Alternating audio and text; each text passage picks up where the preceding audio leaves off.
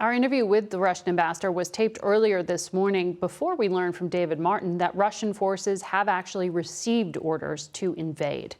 We turn now to the Ukrainian ambassador to the United States, Oksana Markarova. Good morning and welcome back to the program, Ambassador. Good morning. It's always happy to be here.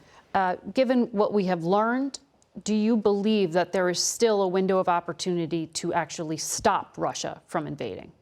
Well, we will work day and night to make use of any possibility to still prevent Russia from invading. But unfortunately, what we see during the last 2 days, for 3 days now, tells us that contrary to what Mr. Antonov was just saying, that not only Russia amassed all these troops around the border, but they also, through their illegal armed formations in uncontrolled Donetsk and Lugansk, started series of provocations. They started shelling our civilian objects. We have already 2 people dead, 11 people wounded, and it keeps going as we speak. Was it significant to you at all that he said that part of the east actually is part of Ukraine? Well, that part is, Donetsk and Lugansk is part of Ukraine. Crimea is part of Ukraine. Which he disagreed with, as you heard him. Well, absolutely, but he disagrees with us and the rest of the world. Mm-hmm. President Zelensky called for a ceasefire this morning. What can you tell us about what is actually happening on the ground and in some of these diplomatic talks? Well, President Zelensky's main concern is to preserve the country, but also preserve every life of Ukrainian citizens.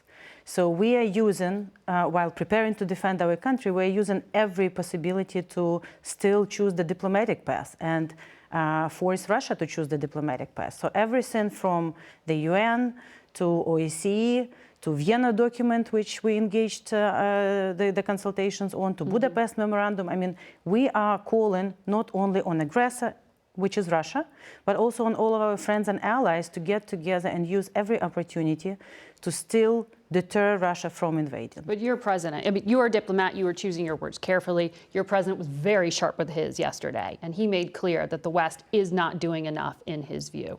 What are you asking Washington to do right now? Look, we are very grateful to the United States, to everyone, to President Biden, Vice President Harris, Secretary Blinken, Congress on a bipartisan basis. We're very grateful for all the support, military support, political support, strong messages, even more importantly for leadership in getting the transatlantic unity behind it and, you know, everyone getting together to support us. What we see right now is all the strong messages are yet to get Russia not only to get out from the borders of Ukraine, but they also, during the past 3 days, started an offensive. Your president said it was appeasement over the past few years.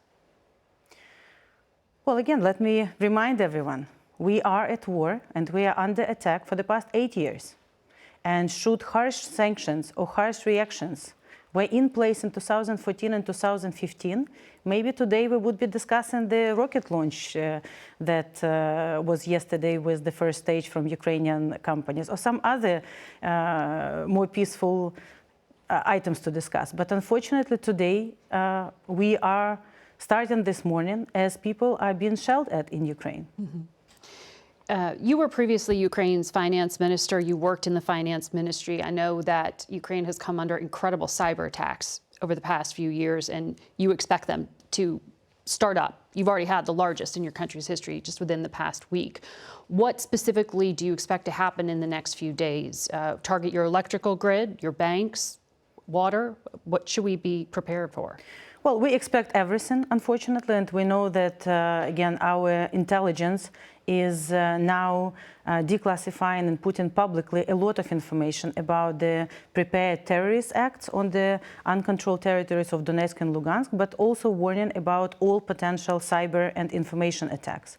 So on cyber front, we learned our lessons from the previous attacks during the previous 8 years, and we are specifically protecting our financial, electrical, and other critical systems for Ukraine. We can already see that a week ago, when we had one of the largest attacks on our financial and banking system, contrary to 2015 and 16, when these attacks resulted in massive breaches of security and some of the banks not been operational for days. This time, the majority of banks were not even affected, and some of the banks were back up pretty quickly. So again, together with the United States, we are working a lot on the cyber protection and prevention of the cyber attacks. There have been a number of reports in recent days that U.S. intelligence has evidence that Russia is creating a hit list of Ukrainians, of Belarusians, of other activists and political leaders living outside the country. Are you concerned about your own safety? Difficult question, but I think we all are concerned about Ukraine. And there are so many Ukrainians that are ready to resist and fight for Ukraine, in Ukraine, but also outside of Ukraine. We have great community here in the United States as well, so that whatever they are willing, whatever crimes they are willing to commit in order to kill some of us, it will not stop others and it will not help their cause. Ambassador, thank you for your time today.